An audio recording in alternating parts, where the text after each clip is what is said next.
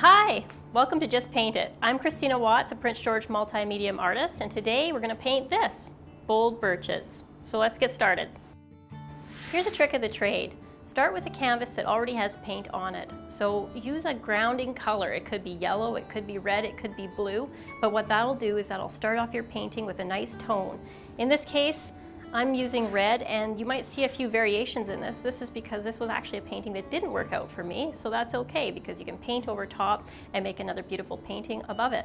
So I'm going to use a conventional and unconventional painting tool. It's fast and it really spreads the paint nice. Get yourself a nice foam paint roller. This I'll use to go over top of my red with my whites and my grays to get a blurry background that you saw in the birch trees. Here's how I load my roller. You can do it two ways. You can put either the paint right on the canvas, or you can just double load your roller. I like to double load my roller because it just kind of gives it a neat variation when I put it on the canvas. I'm starting with my white and my yellow. You'll notice that I also have a black on my palette. These are the three colors that I'll be using throughout this painting from now on. So again, like my other painting, I'm thinking about light sources. Where do I want the light to come through? Also, birch trees are really white, so eventually what I want to do is add some black into this, and that'll subdue my colors on here so that when I put my birch trees on top, they'll pop.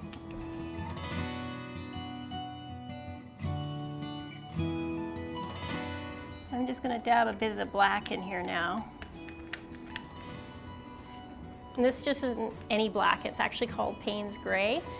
Payne's Gray is a really nice paint color because it doesn't muddy with the other colors. It kind of keeps a nice clean gray look with a little bit of tone to the blue side.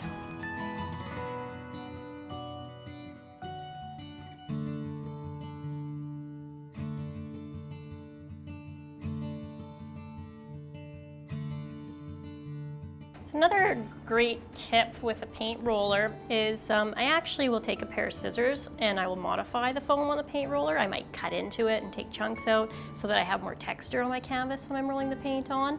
I might even choose to cut these tips off on the end so that it's different zigzaggy marks, and that'll give you some really neat effects with some leaves and stuff. So paint rollers are a super useful painting tool. Don't be afraid to use them. We've all painted a wall. Why not paint the paintings? It's a good idea to put a few layers onto your canvas with the paint roller, especially if you're doing this trick with your blurring the background, because you're going to find that you're going to go dark and then you're going to come back to the light, and then you're going to go and add some more light again and some more dark. And if anybody has ever worked with acrylics, they will know that acrylics dry darker and watercolors will actually dry lighter. So think about that when you're putting your paint on. If you think it's too bright, the odds are it's going to be just the right color because it's going to dry darker. And vice versa, if you think you have just the right color on your canvas, go a little bit lighter because when it dries, you're going to wonder where all your colors went. So I think my background's getting close. I'm going to add a little bit of gray by mixing my black and my white paint, and then I'm going to let it dry and put the birch trees on top. I'm loading my foam roller again, but this time I'm being careful to only load it here with my white. And the reason for that is because I have a nice straight edge on my roller here, so I'll get the sides of my birch trees done easily with this part.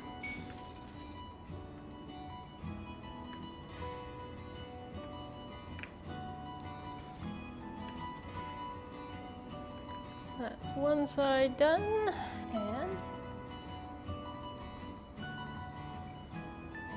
now I flip my roller over and I'm doing the other side of the birch tree. When you're thinking about how many focal points or objects to put in your piece, think in odd numbers. It's been proven that odd numbers in a piece is aesthetically pleasing. So in my birch trees, I'll have, say, either one big birch tree, 3, 5, 7, and so on. I've seen people break this guideline, and how they've broken it was really interesting. They had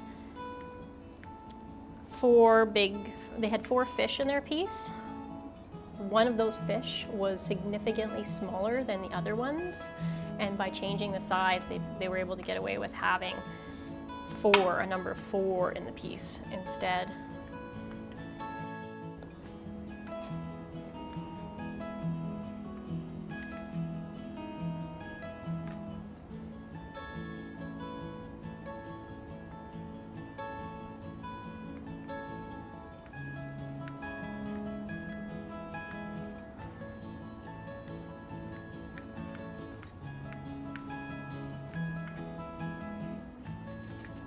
There.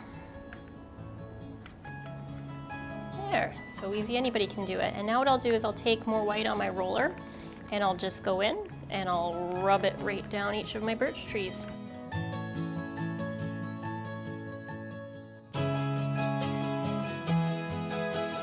Now the foundation for my birch trees has been put down, my background's nice and blurry, and my trees are where I want them to be, and that was all achieved with paint roller. Next I'm going to move into a palette knife. This is so that I can swipe the paint over. Now when you're doing birch trees, it's a good idea to put a fair amount of paint on your palette knife because you're going to be moving it through this other paint that's still wet. And what you want to do is you want to make circular motions because it's kind of like carving, and trees are round. So what you're doing is you want to make little bitty C movements with your palette knife, not just straight across. That'll leave it flat looking. It's almost like sculpting with paint.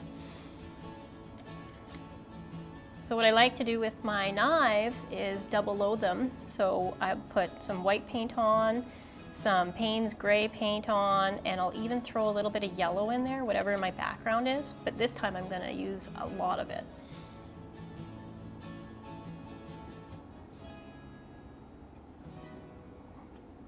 When you're doing this with your knives, make sure that this shape isn't the same as this shape, and they're not one after the other systematic down your tree. They need to be organic, so put them in all kinds of different spots and put them in a lot of different shapes on here. Just make sure that they've kind of got that seed, that carving going on. One thing people do when they use their palette knives that I notice is they really mash it on the canvas. I don't do it that way. I let my palette knife glide on the canvas. You'll notice that some paint came off in spots and others didn't. That's because I'm skimming other surfaces of paint, which is leaving me with some nice textured bark on this piece. This is another good reason why this old canvas that was painted red works really well for this painting.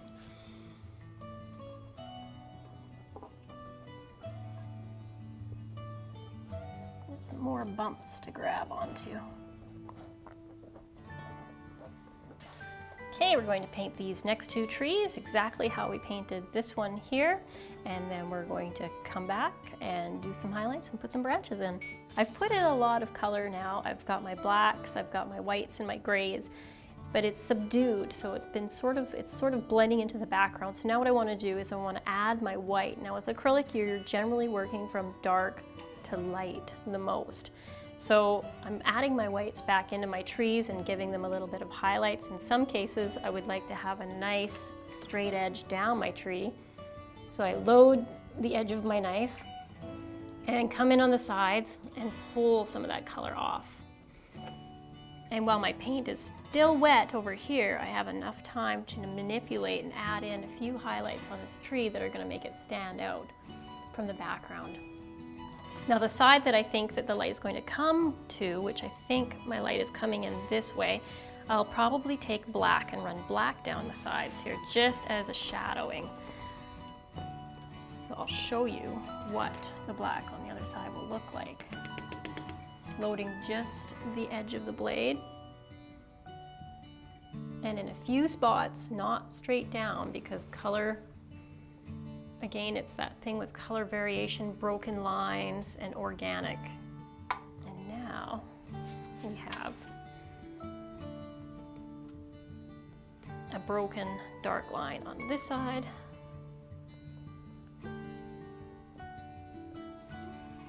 And we'll have more light going on this side. I'm going to carry through, do the rest of the trees just like this, adding in the whites, putting darks on one side and light on the other side. I've got my birch trees to about where I want them now. I might hit them with a few highlights if I decide to later on, but I think they look pretty good right now. So I'm going to do some branches. Now branches are interesting because you can start right from the side of the tree, but if you start inside the tree a little bit, it'll look more natural. And so I'm going to take my brush now and dip it in black. The reason why I'm choosing black is because when you look at birch trees, the branches are quite black. So I'm going to go with that first. I may put a little bit of white highlights into my branches, but it's going to be black. And I'm going to start right about here in my tree where there's this neat little black knob. Now you can push down on your brush and give it a go. And you can reload paint, but what I'm doing is I'm going to put my branch in and just let it go right off the ground here. Even into the other tree is fine. Now you probably want to put a few more little branches down in here too, because they have sprigs that come off of them.